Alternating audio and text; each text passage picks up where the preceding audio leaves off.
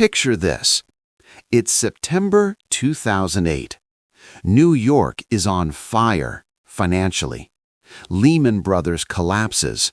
Bankers are being escorted out of glass towers with cardboard boxes. The global financial system is coughing blood. Now, cut to Australia.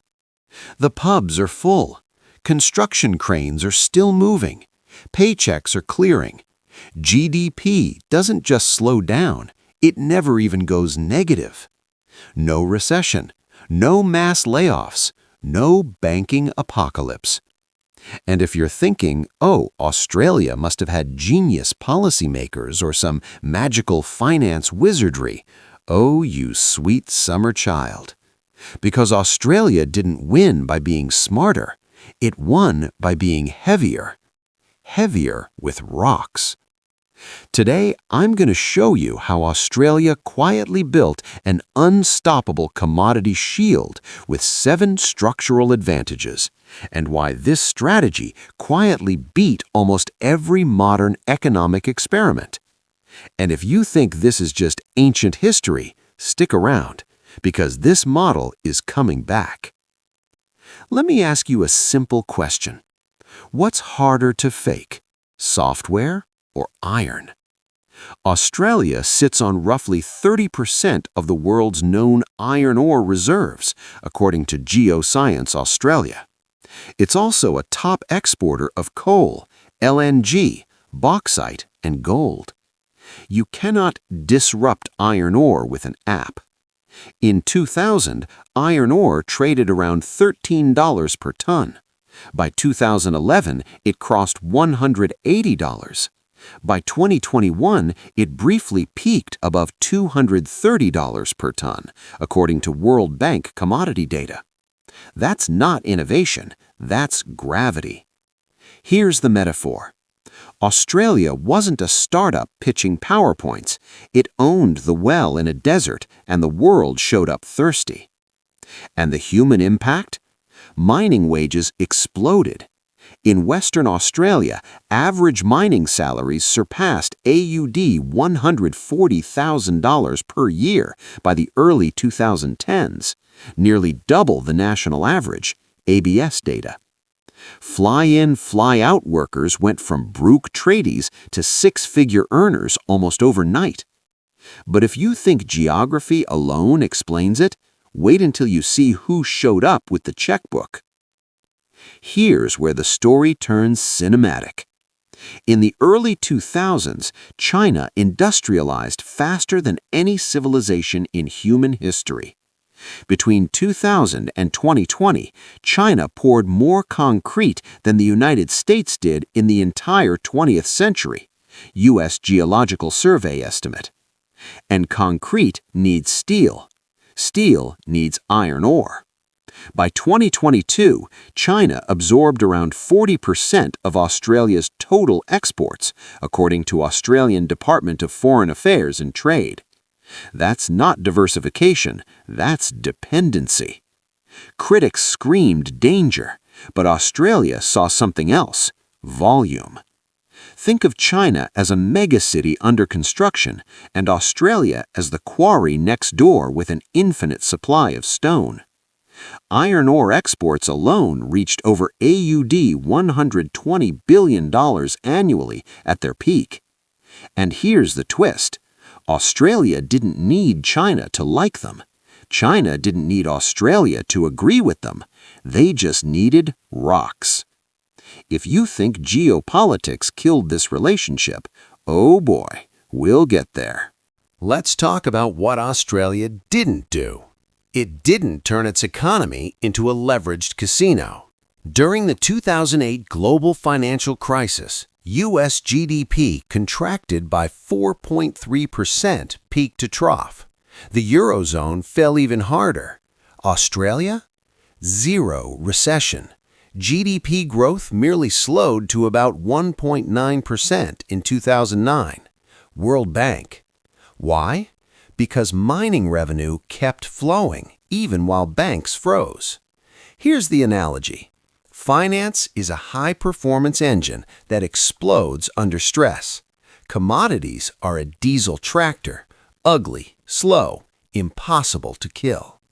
Australia's banks stayed solvent, partly because mining royalties, wages, and export income kept cash moving through the system. No exotic derivatives, no trillion-dollar bailouts, just ships leaving ports. And while Silicon Valley was pitching the future, Australia was selling the present. But there was a side effect, one that quietly reshaped the entire economy. Ever heard the term commodity currency? That was the Australian dollar from 2001 to 2011. As commodity prices surged, the AUD appreciated nearly 150% against the US dollar over that decade, Reserve Bank of Australia data. That's enormous. Most countries beg for a weak currency. Australia's got strong because buyers needed its exports no matter the price. Think of the dollar like a thermometer. The US dollar measures financial power. The Aussie dollar measured real demand. But strength has a cost. Manufacturing struggled. Tourism complained. Universities panicked as education exports became expensive. And yet, overall, incomes rose. Median household wealth in Australia climbed to among the highest in the world by the 2010s, Credit Suisse Global Wealth reports.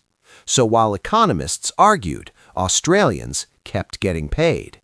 But here's where the story gets uncomfortable, because this shield didn't protect everyone equally. Let me introduce you to the other side of the boom. Mining regions exploded with wealth. Urban service sectors lagged. Housing prices surged as mining income spilled into real estate. Between 2000 and 2020, Australian home prices rose over 250% nationally, OECD housing data. Young Australians didn't feel rich, they felt locked out. This is the commodity paradox. It makes nations rich before it makes them fair. Governments collected royalties, workers earned wages, but asset owners captured the long-term gains. And still, unlike financial bubbles, this wealth didn't evaporate overnight.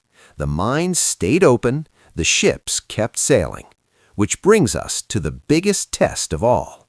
Quick pause. If you're enjoying this breakdown, congratulations, you're officially the kind of person who reads balance sheets for fun. You might as well subscribe. Think of it as diversifying your intellectual portfolio. No leverage required. And quick question, would you rather your country be rich from resources or ideas? Comment rocks or brains. I'm genuinely curious. All right, back to the collapse that never came. Around 2015, the headlines turned dark. China slowdown. End of the commodity supercycle. Australia's luck has run out. Iron ore prices fell from over $180 to under $40 per ton by 2015. And yet, Australia didn't collapse. Why? Because production costs fell faster than prices. Major miners like BHP and Rio Tinto could still profit at $30 to $40 per ton due to scale and efficiency, company reports. This is the dirty secret of commodities. The lowest cost producer always survives. Australia wasn't just resource rich, it was structurally unbeatable. And when prices rebounded in the 2020s, the shield reactivated instantly. Which leads to the final reveal. Here's the part nobody likes to admit. Australia didn't win because of left-wing policy. It didn't win because of right-wing policy. It won because it exported things that physically exist. No moral crusades, no financial alchemy, just bulk carriers and contracts. In a world addicted to narratives, Australia sold mass. And that's why its economy weathered storms that crushed more advanced systems. But here's the warning. Shields can rust. Here's what really happened. While the world chased infinite growth through leverage, software, and speculation, Australia monetized scarcity. Iron ore can't be printed. Coal doesn't care about interest rates. LNG ignores your startup pitch deck. Australia accidentally built the perfect hedge against financial insanity. But the shield only works as long as the world still builds. And when construction stops, that's when the bill comes due. So let's tally the damage and the gains. $600 billion added to national income. No recession during the worst crisis in 80 years. One of the highest median wealth levels on Earth. But also high-sky housing costs, economic dependence on China, a generation wondering if the shield will still be there. Australia didn't get rich by being clever. It got rich by being useful. And that might be the most uncomfortable lesson of all. If you want the next chapter, check out the upcoming video, Why Canada and Norway Tried This and Got Very Different Results. Hit like, subscribe, and I'll see you there.